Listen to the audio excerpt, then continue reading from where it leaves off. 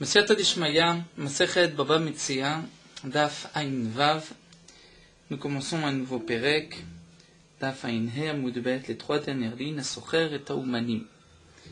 Nous avons terminé avec les deux prakim difficiles de Masechet Baba Metzia, le quatrième et le cinquième Perek. Nous aurons des prakim plus faciles. Nous commençons avec ce Perek Asocher et Taoumanim, et nous verrons ensuite et Poalim, le septième Perek, qui est Asocher et Poalim, celui qui loue les services de Umanim ou de Poalim. Quelle est la différence entre un Uman et un Poel? Un ouvrier, Poel, on traduit un Uman, en général on traduit aujourd'hui un artisan. Mais dans le Lachon des Chachamim, la différence entre un Uman et un Poel, Tosfot nous l'explique, c'est que le Uman travaille aussi bien au jour, Sachir Yom, mais ça peut être aussi un kablan, c'est-à-dire à la tâche. On lui donne telle chose à faire et on lui donnera tant pour ce travail, peu importe combien de temps il mettra pour le terminer. Alors que Poalim, nous explique Tosfot, il s'agit seulement d'un sachirium, de celui qui est ouvrier, qui travaille et qui est payé au jour, à l'heure, ou donc au mois, mais qui n'est pas payé à la tâche. Donc ici, le Tana nous enseigne à Socher et Umanim, celui qui loue les services, qui engage donc des Umanim, des ouvriers, que ce soit des ouvriers à la tâche ou à l'heure ou au jour, Veitu ze et ze. Veitu, c'est-à-dire, Melachon Ta'out, il y a eu une erreur, ils se sont trompés, l'un a trompé l'autre. Veitu ze et ze, l'un a trompé l'autre, nous verrons dans la Gemara qu'est-ce que cela signifie. En lahem ze al ze et la taromet. Ils n'ont l'un sur l'autre que taromet. Ils ne peuvent avoir qu'une réclamation, ils ne sont pas contents, mais ils ne peuvent pas réclamer de l'argent. C'est juste avoir une rancune, taromet, mais il n'y a pas d'argent à payer. Nous verrons dans la Gemara exactement de quel cas il s'agit. La Mishnah continue, Sachar et Achamar. Un homme a engagé les services d'un homme qui fait des voyages, des transports à Dodan. Veta Kadar, Kadar nous expliquera chez celui qui a une charrette, qui fait aussi des transports, les Havi, Praïferin, Vechalilin, les Kala ou les Met, pour apporter. Praïferin, Rashi nous explique qu'il s'agit de bois pour pouvoir faire une choupa, un dénuptial, ou Khalilim, des flûtes, pour réjouir Kala, une jeune mariée, donc pour un mariage, ou les Met, même pour un enterrement, comme c'était l'habitude à l'époque. Les Konen, il y avait donc des complaintes, des kinotes, qui étaient dites au moment d'un enterrement. Il y avait aussi un petit air triste qui était joué avec des flûtes. Donc celui qui a engagé le service d'un transporteur pour amener, faire une khalim pour une kala ou une met, et en fin de compte ils ne sont pas venus. Ou bien Poalim, il a engagé des ouvriers, la lot pishtano minamishra, pour faire monter, c'est-à-dire pour sortir, pishtano, son lin, minamishra, de l'endroit où, du liquide dans lequel le lin a été trempé. Vechol davar she'avad, et de même pour toute chose.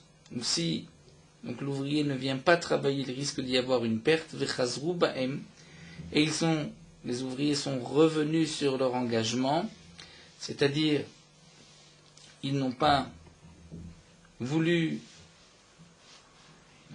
terminer, ils n'ont pas voulu venir. Dans le cas de Haïferin Vechalim, ils ne sont pas venus.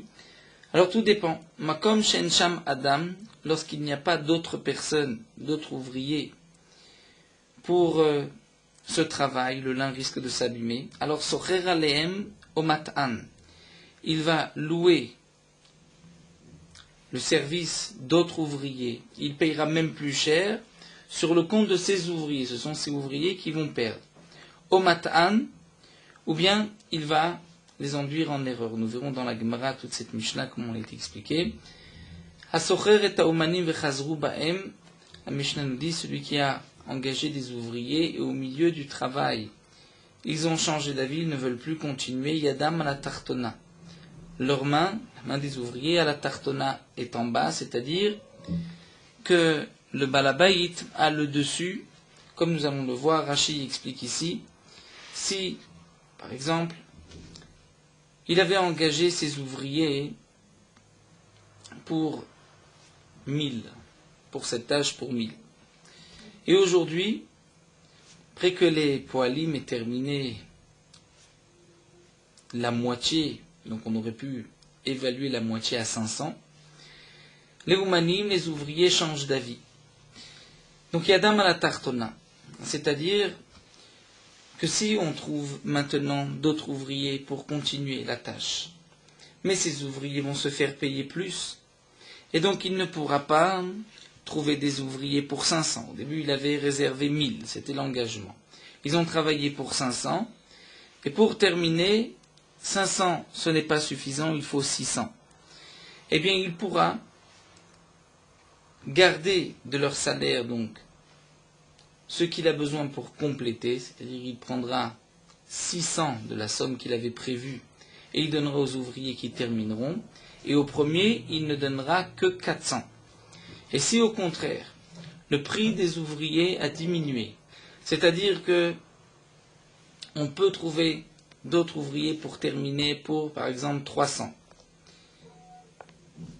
Les premiers ne pourront pas réclamer 700 en disant, puisque tu avais prévu 1000, on a fait la moitié, aujourd'hui pour terminer il te faut 300, donne-nous 700. Non, ils ne recevront que 500, la moitié ce qu'ils ont fait.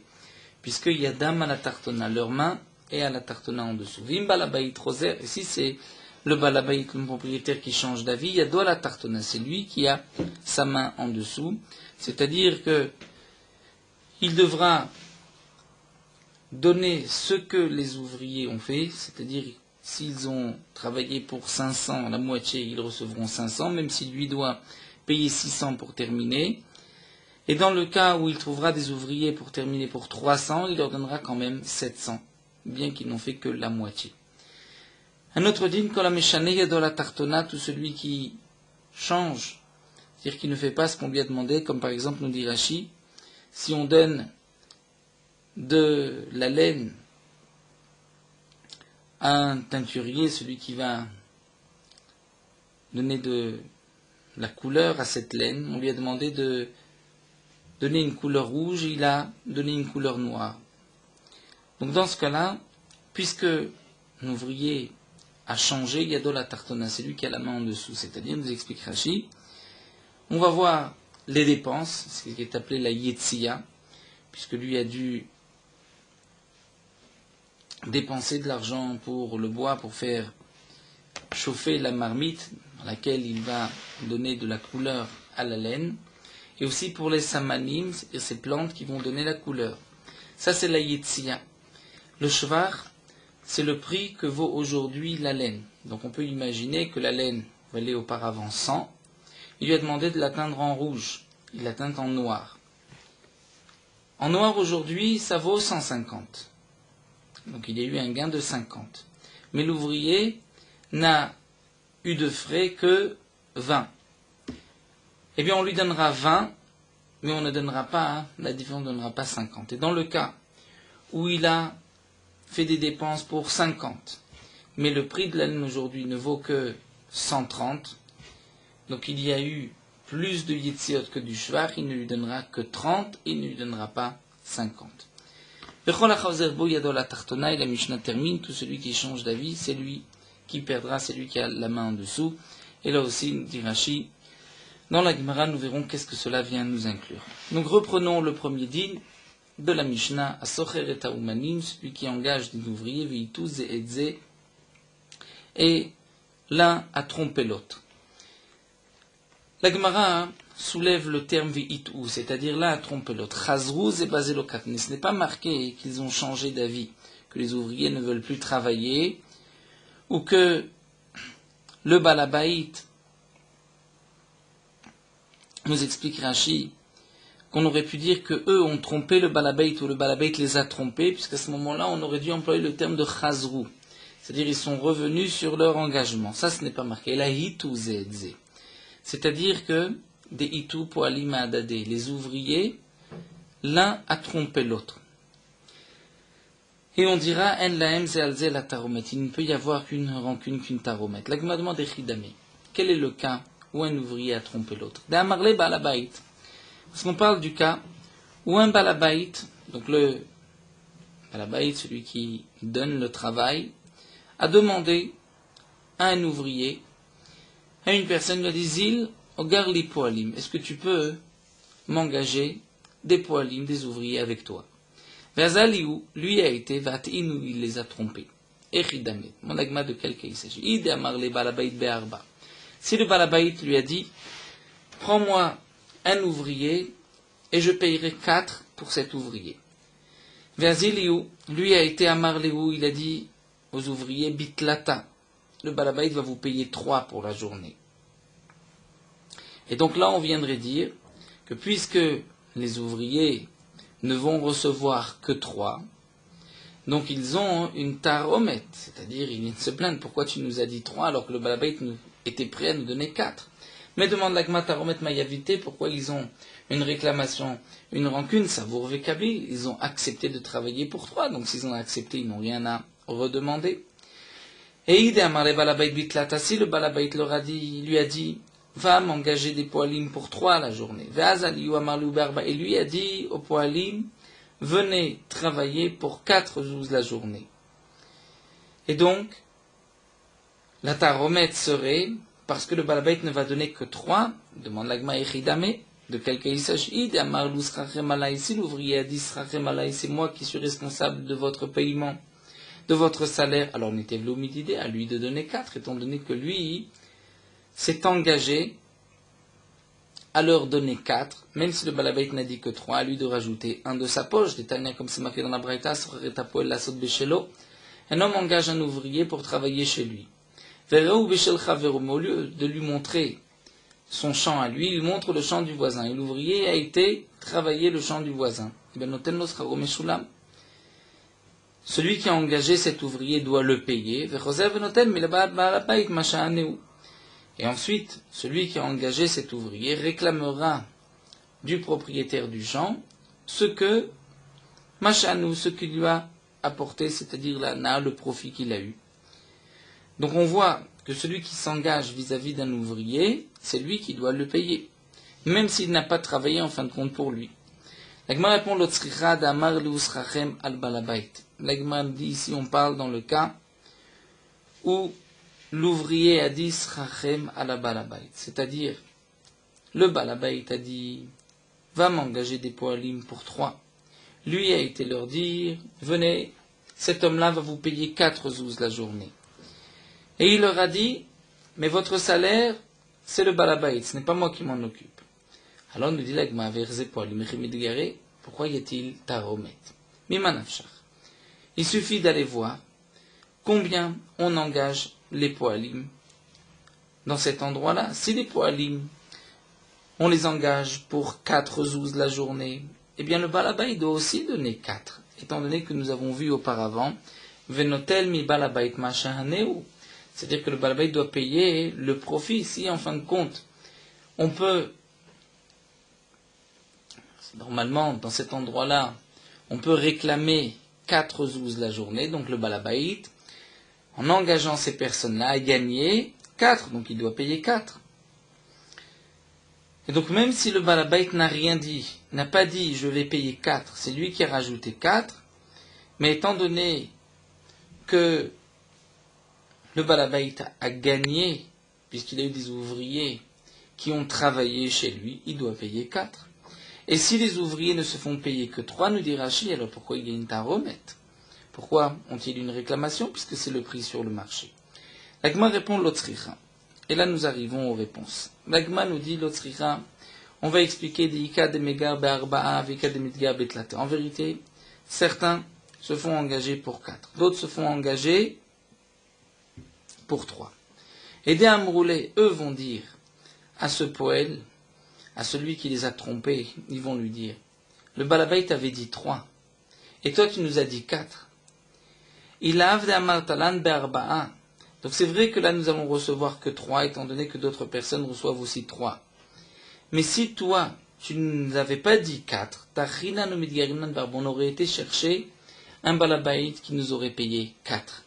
Donc comme toi tu nous as dit 4, on t'a fait confiance, mais en vérité le balabaït ne va nous donner que 3. Iba etema ou bien autre explication. Ici, il s'agit d'un ouvrier qui a lui-même des champs, qui est lui-même propriétaire, et qui ne travaille pas pour un petit salaire. Et donc, ce balabait, ou ces ouvriers qui ont eux-mêmes des champs, vont dire au poël qui les a trompés, ils vont lui dire, le balabait avait dit 3, toi tu nous as dit 4. Il a avde amartalan berba'a, si tu ne nous avais pas dit 4, avezilan bamiltalad gouré. Nous ne serait pas venus travailler comme tout le monde pour 3, puisque c'est, comme dit Zila Bemilta, ce n'est pas en fonction de notre kavod, de notre honneur personnel, d'aller travailler comme un simple ouvrier, étant donné que nous aussi nous sommes propriétaires. Donc ça c'est la tar omet. Bien que le balabait ne va payer que 3, étant donné que nous expliquait l'agma qu'on parle dans le cas où il a dit Srachem al balabait, c'est-à-dire le balabait l'a envoyé, va m'engager des poilines pour 3. Lui a dit, le balabait est prêt à vous payer 4. Mais Srachem al balabait, c'est lui qui vous payera votre salaire. Donc puisque dans cet endroit, certains reçoivent 3, d'autres 4, comme nous l'avons vu dans le premier tirout, donc ils ont une réclamation en disant, mais on aurait pu chercher mieux. Ou bien là aussi, c'est vrai que les gens reçoivent 3, mais nous, si nous sommes propriétaires, on aurait accepté de travailler que pour 4. Donc nous avons une taromètre. Ou encore, l'agma continue, on peut répondre que le olam bepoalim askinan, il s'agit de simples ouvriers. Mais des amreleg, ils vont dire, Kevan de amar talan berba, étant donné que tu nous as dit que le propriétaire est prêt à payer 4, tachinan vavdinan lecha vitashapirta, on s'est fatigué et on a fait un meilleur travail.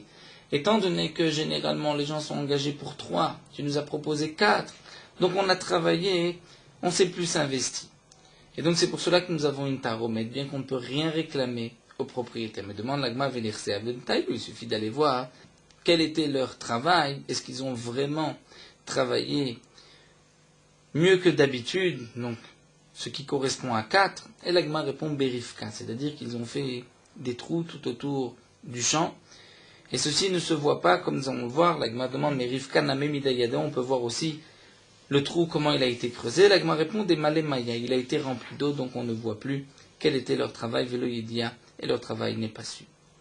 Iba itema, ou encore l'agma donne une autre réponse, l'olam d'amarle balabait berba. En vérité, on peut reprendre comme au début que le balabait a dit, va m'engager des ouvriers pour 4.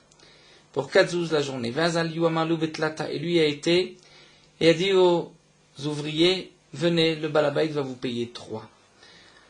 Alors pourquoi y a-t-il une taromètre? On a posé la question, Vedekamata, Savour, Vekabil, ils ont accepté de travailler pour 3. Malgré tout, nous dit l'agma, d'Amreli, ils vont lui dire, Let lecha, tu n'as pas ce qui est marqué dans le pasuk, Altim natov mi ba'alav. Dire, n'enlève pas le bien de celui qui peut le recevoir. On aurait pu recevoir 4. Pourquoi tu nous as enlevé ce 4 en nous promettant que 3? C'est vrai qu'aujourd'hui, on a accepté, donc on va recevoir 3. Mais malgré tout, on aurait pu recevoir 4. Pourquoi tu n'as pas accepté qu'on reçoive 4? Et donc ça, c'est la taromètre. La Gemara continue Pshita. Nous allons voir d'abord ce qui est simple, et ensuite ce que la Gemara posera comme question. Pshita. Le cas suivant est simple. Yamarle balabait bitlata. Le balabait, le propriétaire du champ, du travail, a dit à l'ouvrier, va m'engager d'autres ouvriers pour 3 zouz la journée. Vazali wa malu barba, et lui a été dire aux ouvriers, aux employés, le balabait va vous payer 4. Ve'amrele, et eux lui ont dit, Kemo shamar balabait. On va travailler comme ce que t'as dit le balabait. Là, c'est sûr que d'Atayu a iloué. Leur intention était non pas de recevoir 3 et pas 4, puisque toi tu nous dis 4. Donc ils n'ont pas pensé, non, nous on veut comme ce que le balabait a vraiment dit, c'est-à-dire 3. Ils ne savent pas ce que le balabait a dit. Mais eux, nous explique la Gemara, et comme Rashi rajoute dans son explication, c'est comme si eux ont dit, on te fait confiance que c'est ainsi que le balabait a dit, que le balabait a dit 4. Mais si le balabait avait dit plus, on aurait voulu effectivement plus. Et donc, dans ce cas-là, où le Balabait a dit 3 et lui a dit 4, donc tout dépend, nous dit Rashi. Si le premier, celui qui a trompé les autres, le premier employé a dit Srachemalai, donc à lui de payer, puisqu'il s'est engagé à payer.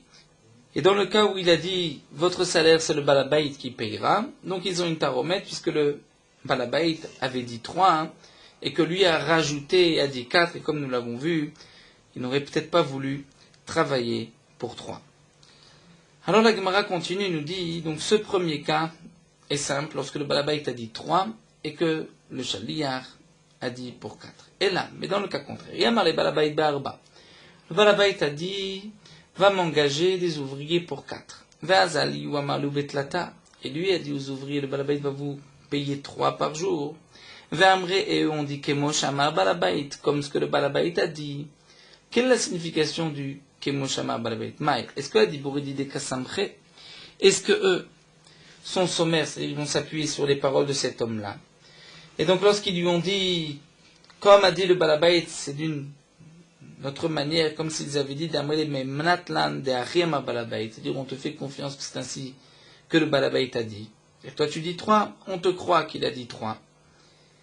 Odilma a dit Bourrat et Balabait Kassamche, ou peut-être que non.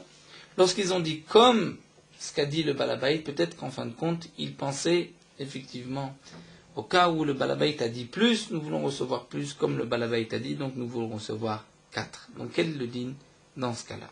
Est-ce qu'ils vont recevoir 3 ou 4? Alors la Gemara va apporter une preuve des dinim de Get. Tashma. Nous avons vu dans Masechet Gitin qu'un homme doit donner le Get à sa femme. De sa main, il doit le poser dans la main de sa femme. Mais il y a la possibilité, pour le mari comme pour la femme, de désigner un shaliach, un délégué, de mandater une personne, le mari, pour le rendre shliach holacha, pour ramener le get à sa place, et la femme shliach kabbalah pour recevoir le get. Si la femme nomme une personne shliach kabbalah, dès que cet homme-là a reçu le get, la femme est divorcée. Si le mari nomme un shliach holacha, dès que ce shaliach donc, prend le get et le donne à la femme, il prend la place du mari, c'est comme si le mari a déposé le get dans les mains de la femme, et donc elle est divorcée. Lorsque l'homme le mari donc, a désigné un shliach holacha, la femme un shliach kabbalah, lorsqu'un shliach donnera dans les mains de l'autre shliach, la femme sera divorcée. Bien évidemment, le mari ne peut pas nommer un shliach kabbalah. Il ne peut pas nommer un shliach en lui disant tu vas recevoir ce get pour ma femme. Et la femme ne peut pas nommer non plus un shliach holacha. Le mari va nommer shliach holacha pour amener le get et la femme shliach kabbalah. Et nous avons une braïta. Havelegiti.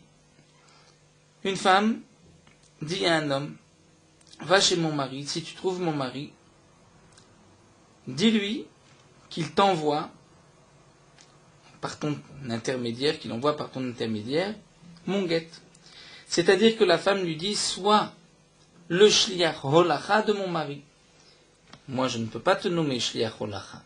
Je ne veux pas que tu sois shliach kabbalah. Mais tu vas te présenter chez mon mari, tu te proposes, peut-être que tu peux être pour lui le shliach holacha. Mais le shliach a été, cet homme-là a été, et a dit au mari, Ishtecha amra et kabel ligiti. Ta femme m'a dit de recevoir le get, c'est-à-dire que ce shliach a dit, je suis un shliach kabbalah nommé par ta femme. Veu Omer, le mari dit très bien, il prend le get, et il dit, Helar kemasha amra. Voici le get comme ma femme a dit. Amar Rav Nachman, Amar Rabba Baravua, Amar Rav Nachman du nom de Rabba du nom de Rav, afilu get liyadayna megureshet. Même si le get est arrivé dans les mains de la femme, elle n'est pas divorcée. Pourquoi? Étant donné que le mari a dit Helar kemasha amra. Voici le get comme la femme a dit. Et lui, le mari, a entendu que la femme l'avait nommé shliach kabbalah. Donc le mari ne l'a pas nommé shliach holacha. Puisque la femme ne l'a pas nommé non plus shliach kabbalah. Donc c'est comme si un homme trouve un get par terre, il le lève, il le donne à la femme, elle n'est pas divorcée, c'est le mari qui doit donner à sa femme. Donc nous pouvons déduire de là que lorsqu'un homme dit Helar kemasha amra, prend comme elle a dit, c'est-à-dire il pensait effectivement aux paroles du shliach. si, lorsqu'il a dit Helach Kemoshe Amra, il pensait aux véritables paroles de la femme, donc elle aurait dû être divorcée lorsqu'elle reçoit le guet, puisque la femme a dit présente-toi que mon mari te nomme Shliach Holacha. Si le mari dit comme ma femme a dit, c'est-à-dire il accepte de cette manière de le nommer Shliach Holacha, même s'il ne le sait pas. Donc puisqu'on voit qu'elle n'est pas Megoreshet, c'est que Helach Kemoshe Amra, le mari s'appuie sur les paroles du Shaliach. C'est ce que la Gemara déduit, Shmat Mina, donc on peut déduire que la Dibora d'idée Kassamir.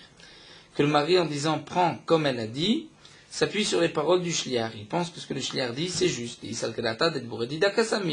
Parce que si vraiment il s'appuie sur les paroles de sa femme, alors Mechil Mate Gitali Yadamati Geresh, donc de cette manière il l'a nommé Shliach Holacha, dès qu'elle reçoit le guet dans ses mains, elle devrait être Megoreshet. Donc on peut apporter une preuve. De même à propos des ouvriers, si les ouvriers ont dit nous acceptons comme ce que le Balabait a dit, cela signifie que les ouvriers s'appuient sur les paroles du Shaliach, et donc le Shaliach a dit 3, ils ne recevront que 3. Amar Ravashi, mais Ravashi continue nous dit non. Hachiyashta. Ravashi n'est pas d'accord avec cette explication. Ravashi nous dit il n'y a pas de preuve de la Mishnah. Pourquoi? Parce que dans cette Mishnah, il y a un autre point que nous n'avons pas à envisager. Ravashi nous dit, si le cas était contraire, on aurait pu effectivement apporter une preuve à notre question. Mais là, dans le cas présenté dans cette Braïta, il y a un point que nous n'avons pas encore pensé. De quoi il s'agit? Ravashi nous dit Bishlama Yit Marifra. Si en vérité le Tana nous avait enseigné le contraire, c'est-à-dire une femme dit un shliach itkabel ligiti, va, prends le guet pour moi. C'est-à-dire que la femme le nomme shliach Kabbalah. Veishtecha Amra, et lui le shliach vient dire ta femme m'a demandé Haveligiti, amène-moi mon guet. C'est-à-dire que le shliach se présente et demande au mari, est-ce que tu peux me nommer shliach holacha? Veu Omer, si le mari dit dans ce cas-là, donc la femme l'a nommé shliach Kabbalah. Lui se présente et dit, ta femme me demande d'être ton shliach holacha, nomme-moi shliach holacha. Et si le mari dit, Vomer elach kemoshamra, prends comme elle a dit, et que si la V'amar Rav Nachman Maravo Amar Rav, si Rav Nachman avait dit au nom de Rav Bravo, au nom de Rav, Mishageget liyado megoreshet, que lorsque le guet arrive dans les mains de cet homme-là, elle est divorcée, là j'aurais pu déduire effectivement Alma Dadiboura Dida Kassamir, que lorsqu'il a dit prends comme elle a dit, il est sommaire, il tient compte des paroles de la femme, et puisque la femme l'avait nommé Shliach Kabbalah, donc le mari donne, et la femme est megoreshet. Ou même si Rav Nachman, au nom de Rabba Bravo, au nom de Rav avait dit que lorsque le guet arrive dans les mains de la femme, elle est divorcée, mais pas avant. Donc là, j'aurais pu déduire d'Alma Diboredide Kassamir que le mari a tenu compte des paroles du Shliach. Et puisque le Shliach lui a dit nomme-moi Shliach Holacha, donc il l'a nommé Shliach Holacha, et lorsque la femme va recevoir le guet, elle sera Megureshet. Donc nous dit Ravashi, si le cas était contraire, et que Rav Nachman, au nom de Rav Bravo, au nom de Rav, avait dit que lorsque la femme reçoit le guet, elle est Megoreshet, ou lorsque le Shliach reçoit le guet, elle est Megoreshet, là on aurait pu déduire et comparer à notre cas des poilim. Elle a Atam, mais dans le cas rapporté par la Mishnah, il y a un autre point. Pourquoi Rav Nachman, au nom de Rabba Bravo, au nom de Rav, nous ont dit que même si le guet est arrivé dans les mains de la femme, elle n'est pas Megoreshet. Ce n'est pas un problème ici par rapport au mari, est-ce qu'il s'appuie sur les paroles du shliach ou les paroles de la femme.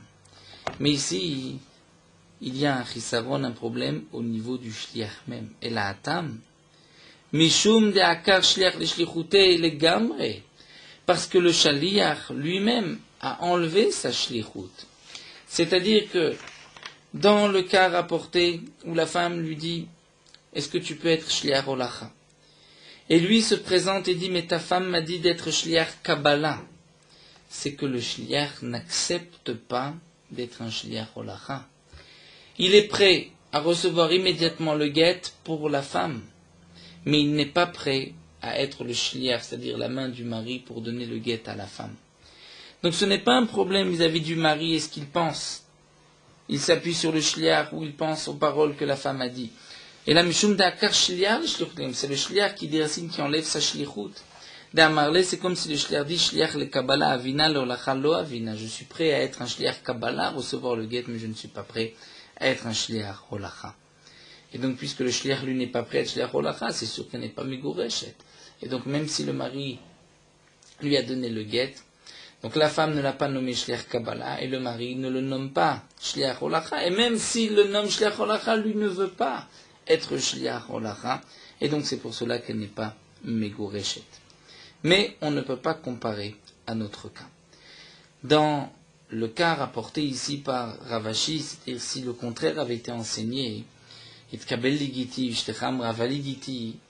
là Rashi nous explique qu'il n'y a pas de problème vis-à-vis du shliach, c'est-à-dire le shliach, même s'il lui a changé, on ne peut pas dire qu'il ne veut pas être shliach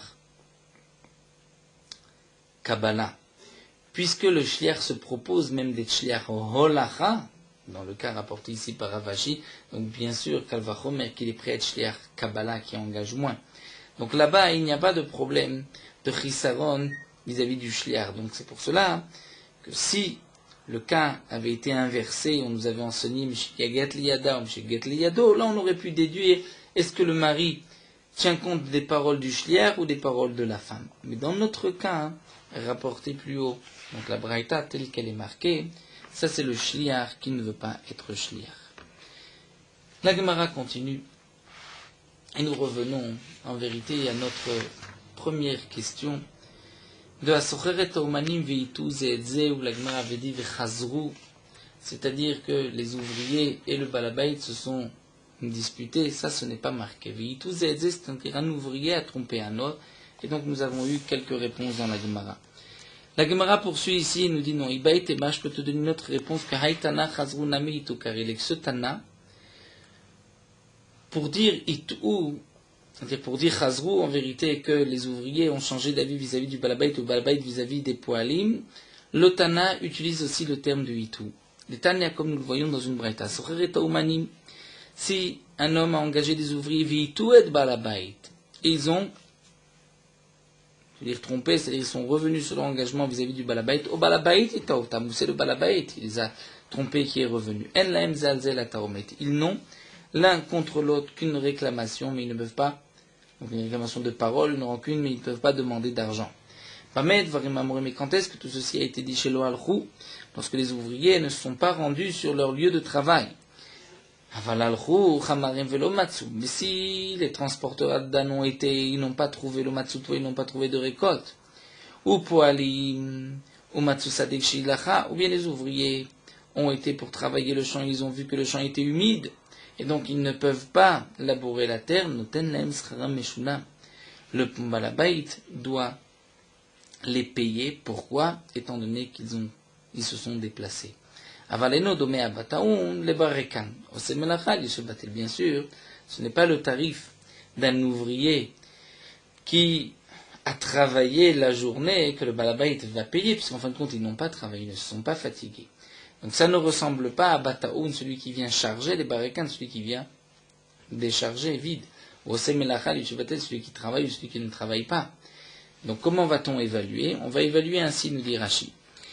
On va demander à un homme, un transporteur, on va me dire voici, si tu travailles aujourd'hui et que tu fais des transports, donc tu vas porter, combien tu es payé? Tu es payé 10 à la journée.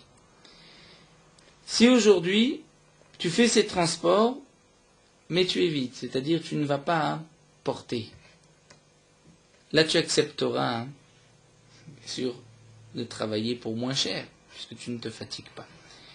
Eh bien ça c'est le prix que le balabait doit leur payer, étant donné qu'ils n'ont pas porté. Mais quand est-ce que ceci a été dit chez le Trilou Bemelacha, qui n'ont pas commencé leur travail? Ils se sont rendus sur leur lieu de travail, mais ils n'ont pas commencé. Les Trilou Bemelacha, mais s'ils ont commencé leur travail, alors là, Shamim Laem Mashasu, on va évaluer ce qu'ils ont fait, c'est-à-dire Ketzad. Kiblu Kamal Iktso Bishnetzlaim. Ils ont pris sur eux, bekablanut, de moissonner le champ pour 2 slaim. Katsru chetsia. Ils ont coupé la moitié. Vinichu chetsia, ils ont laissé la moitié. Ils ne veulent plus travailler. Ou beged la harog bishnesem, ils ont pris sur eux un habit à broder pour 2 slaim, mais ils n'ont fait que la moitié. Argu chetsia, vinichu chetsia. Eh bien, shamim la met machasu. On va évaluer ce qu'ils ont fait. Ils ont travaillé la moitié, donc ils vont recevoir un sela. Aïe a fait shisha dinarim, mais si pour continuer, il faut payer 6 dinarim. C'est-à-dire qu'un sela correspond à 4 dinarim. Ils ont travaillé, en vérité ils devaient moissonner tout le champ pour 2 slaim, c'est-à-dire pour 8 dinarim. Après avoir fait la moitié, ils devraient recevoir 4. Mais pour terminer, on ne peut trouver des ouvriers que pour 6 dinarim. Noten laem sela, il leur donnera malgré tout un sela, c'est-à-dire l'équivalent de 4 dinarim. Ou bien ils termineront leur travail et eux prendront 2 slaim, c'est l'équivalent de 8 dinarim. C'est-à-dire, comme nous explique Rashi, la Braïta ici nous explique qu'au début, si itu et balabait ou balabait ito otam, c'est-à-dire les ouvriers changent d'avis, le balabait change d'avis, ils n'ont que tar omet, ils n'ont qu'une rancune. Ça c'est tant qu'ils n'ont pas commencé leur travail. Mais lorsqu'ils ont commencé leur travail, là le balabait se doit de payer pour leur travail. Malgré tout, comme nous le voyons ici, même si le balabait doit payer 6 dinarim pour terminer, il ne leur donnera pas 2 dinarim. Lui avait prévu 8 dinarim pour tout le champ. Ils ont fait la moitié, il leur donnera 4, bien qu'il a besoin encore de dépenser 6 dinarim. Rashi nous explique parce que le Tana de la Braïta ici n'est pas d'accord avec le Tana de la Mishnah, où nous avons vu que d'après le Tana de la Mishnah, c'est comme Rabbi Dosa que nous allons voir, lui pense qu'on doit tenir compte de la fin du travail. Nous allons voir tout de suite Rabbi Dosa, juste on termine avec ce Tana, Tanakama, vim sela noten laem sela. S'il manque pour la fin du travail un sela, ils prendront un sela pour leur travail. La Gemara posera la question, mais pshita, c'est évident. Puisqu'ils ont travaillé, ils devaient travailler pour 2 slaim, ils ont fait la moitié, c'est l'équivalent d'un sela, ils font un sela pour continuer, donc c'est sûr qu'ils prendront un sela. Nous verrons dans la Gemara par la suite. Rabbi Dosa, Rabbi Dosa est d'accord avec le Tana de la Mishnah. Il nous dit, Shamin laem mashatid leasot. On va évaluer combien le balabait doit payer pour terminer. Hayay a fait shisha dinarim.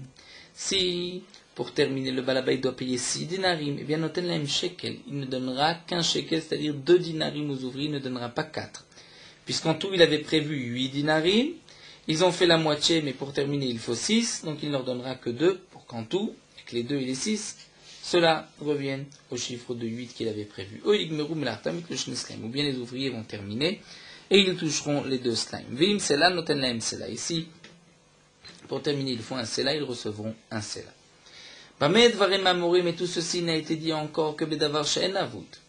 Aval bedavar avut socher alem matin. C'est tant qu'il n'y a pas de perte. Mais s'il y a une perte, les ouvriers ne viennent pas, alors socher alem, il pourra le balabait engager d'autres ouvriers sur le compte des premiers au matan ou les induire en erreur. Comment? Ketzad matan, omer laem, il leur dira, sela katzad silachem, bo vetlushtaim. Dire, on avait prévu un sela, venez, vous allez en recevoir 2, mais en fin de compte, il ne leur donnera pas 2. Parce que il a une melacha qui risque de s'abîmer, comme du lin, il faut sortir rapidement le lin de l'eau. Donc il peut les tromper étant donné que ceux qui sont revenus. Vatkama socher aleem, jusqu'à combien le balabait peut engager des poalim sur leur compte, adarbaim v'chamishim zouz, même jusqu'à 40 ou 50 zouz. Mais bamed varim amorim bisman she'en sham poalim niskor. Tout ceci n'a été dit que lorsqu'il n'y a pas d'autres ouvriers engagés. Aval yesh sham poalim niskor. Mais lorsqu'il y a d'autres ouvriers, vamroulo, et qui lui ont dit, c'est vesror me'elusor, et va engager ses ouvriers, en lo alem, ela taromet. Le balabait n'a sur ses ouvriers qu'une taromet, qu'une rancune, il ne peut pas leur réclamer d'argent. Donc là, nous avons vu dans la Braïta, le dîne suivant, un homme a engagé des ouvriers, et ils ont changé d'avis, il n'y a que taromet. Que ce soit le balabait ou l'ouvrier qui a changé d'avis.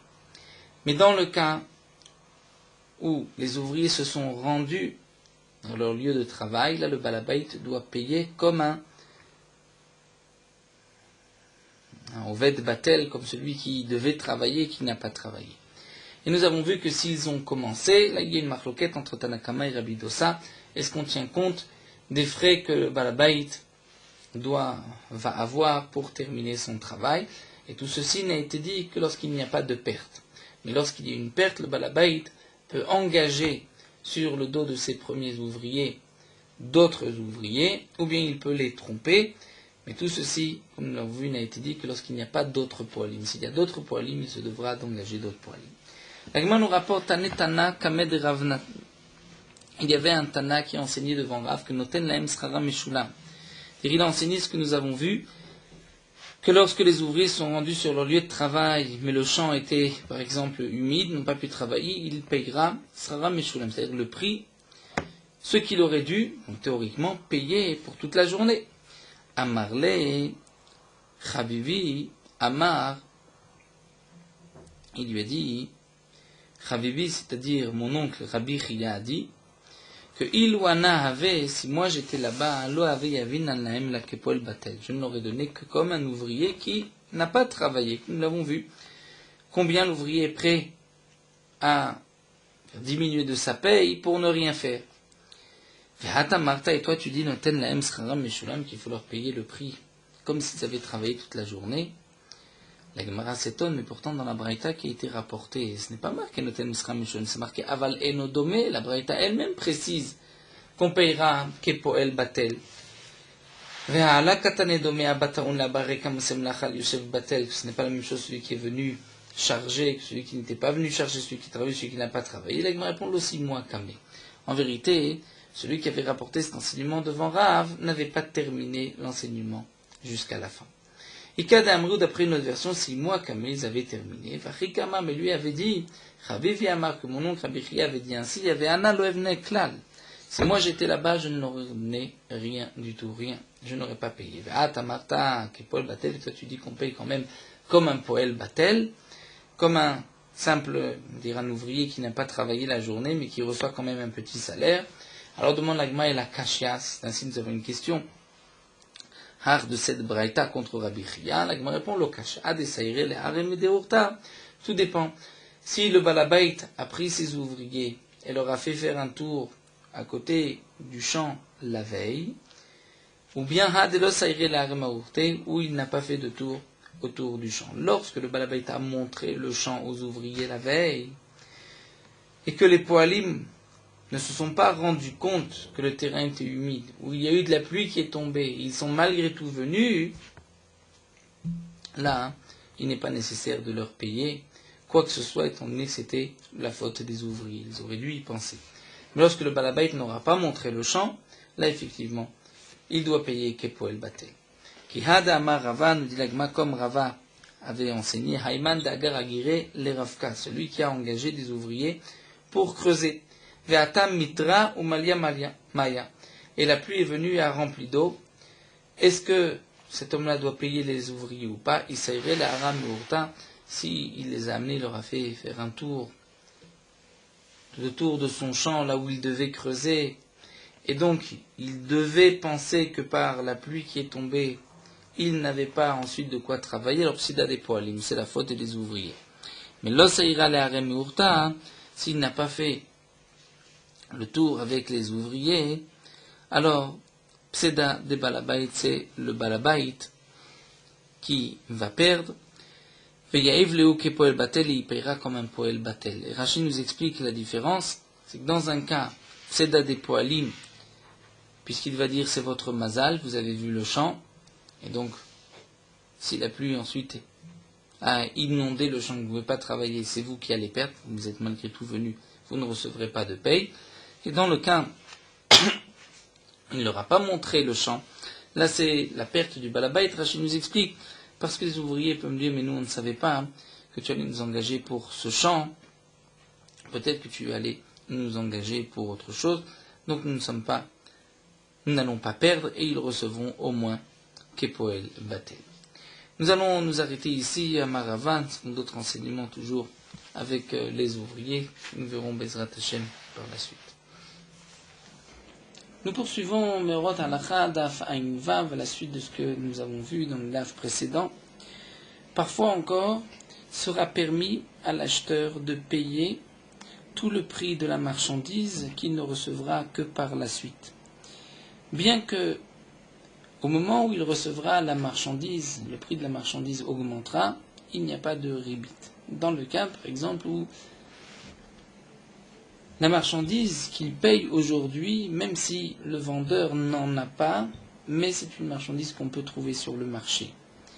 Et donc le vendeur aurait pu acheter cette marchandise à ce moment-là, eh bien l'acheteur pourra payer toute la somme aujourd'hui pour recevoir par la suite cette marchandise, même si la marchandise augmentera, il n'y a pas de problème de ribit. Donc la raison de cette halakha, c'est que lorsque l'acheteur